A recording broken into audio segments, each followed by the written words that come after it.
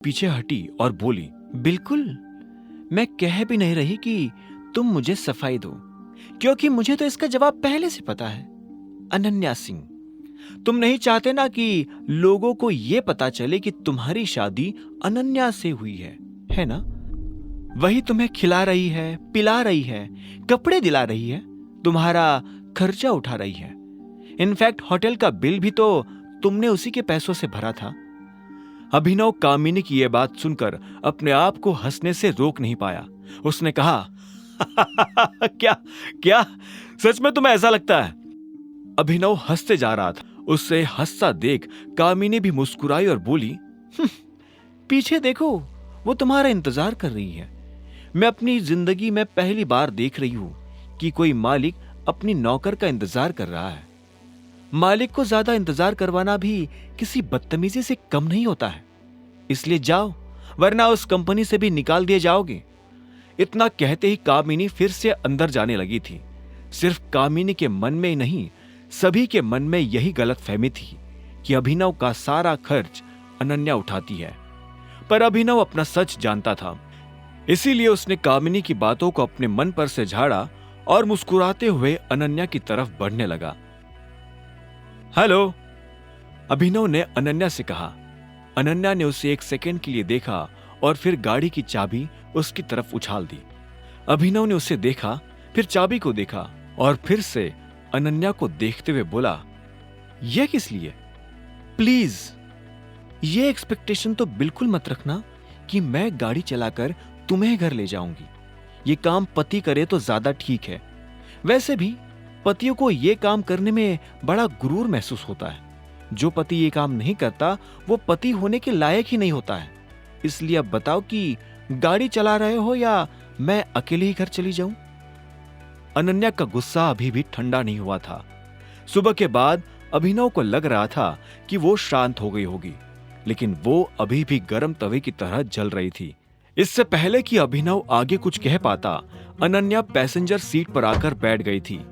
अभिनव ने एक गहरी सांस ली और वो खुद भी ड्राइवर सीट पर जाकर बैठ गया था। उसे पक्का पता था कि अनन्या के सामने भी लोग अभिनव के बारे में बात कर रहे होंगे।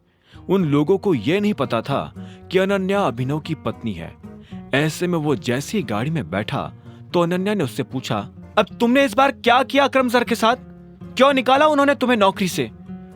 अभिनव महसूस कर रहा था कि अनन्या गुस्से में अंदर तक जल रही थी। इससे पहले कि अभिनव उसकी बात का जवाब देता, खुद अनन्या ने कहा, तुम्हें क्या लगा था वो हर बार तुम्हें फेवर करेंगे? तुम गलत पर गलत करते जाओगे और वो तुम्हें माफ करते जाएंगे। भूलो मत, तुम उनके दोस्त के नहीं, उनके ड्राइवर के बेटे हो। अनन्या के मुंह से यह सुनते ही अभिनव उसकी तरफ देखने लगा था। अनन्या ने उसे फिर से सामने देखने का इशारा किया। अभिनव ने जैसे ही सामने देखा तो इधर से अनन्या ने कहा, मुझे सच में तुम्हारी वजह से शर्म आ रही है, क्योंकि तुमने तो अपनी शर्म बेच दी है। कोई इतना केयरलेस कैसे हो सकता है कि एके प्राइवेट लिमिटेड की नौकरी छोड़ दे? तुम अकरम सर को इतना टेकन फॉर ग्रांटेड कैसे ले सकते हो? अभिनव से अब सुना नहीं जा रहा था। उसने एक गहरी सांस ली और बोला, एक पति होने के नाते तुम्हारी रिस्पेक्ट को बचाने के लिए मैं जो बेस्ट कर सकता था मैंने वो किया, और तुम उल्टा मुझे ही सुना रही हो। सीरियसली? सुनाओ नहीं तो क्या शाबाशी दूं? मजाक चल रहा है यहां पर? अगर तुम्हें लग रहा है कि अब तुम जो करोगे वो मैं चुपचाप झेलती रहूंगी तो तुम गलत हो। याद रखना, मेरे पास अभी भी बहुत से लड़के हैं जो लाइन लगाकर खड़े हैं, जो तुमसे कई गुना ज्यादा केपेबल हैं। अगर मैं किसी तरह से टाइम को रिवाइंड कर पाती तो उस रात मैं उस होटल में जाती ही नहीं, और अगर जाती भी तो सिंगल बेड वाला कमरा बुक करती। I hate double beds just because of you. तुमने मेरी जिंदगी बर्बाद कर दी है। यह सुनते ही अभिनव ने फिर से अनन्या को देखा और बोला, जिंदगी मेरी भी बर्बाद हुई है। अच्छा, कैसे हुई तुम्हारी जिंदगी बर्बाद, जरा बताना। तुम एक कमरे से निकलकर इतने बड़े बंगले में रहने लगे हो, ब्रेकफास्ट में चाय बिस्किट की जगह चीज टोस्ट खा रहे हो और कह रहे हो कि तुम्हारी जिंदगी बर्बाद हो गई। कभी कभी तो मुझे लगता है कि तुमने ये सब किया ही इसलिए ताकि तुम ये सब पा सको। ओ प्लीज, पहली बात तो मुझे पता ही नहीं था कि मैंने क्या किया है, और जो कुछ भी हुआ उसमें मेरी गलती नहीं थी। I was drunk. यह सुनते ही अनन्या अभिनव को देखने लगी थी। उसकी आंखों में फिर से वही गुस्सा जाग गया था जो थोड़ी देर के लिए सोया हुआ था। इससे पहले कि अभिनव आगे कुछ कहता, उसने चिल्लाते हुए कहा, सामने देखो। अभिनव ने सामने देखा तो पाया कि एक गाड़ी उसकी दिशा में बढ़ती चली आ रही थी। इससे पहले कि अभिनव अपनी गाड़ी का ब्रेक लगाता, सामने वाले ने अपनी गाड़ी रोक दी। उस गाड़ी का दरवाजा खुला और उसमें से एक लड़का बाहर निकल आया। यह लड़का और कोई नहीं बल्कि चिराग था।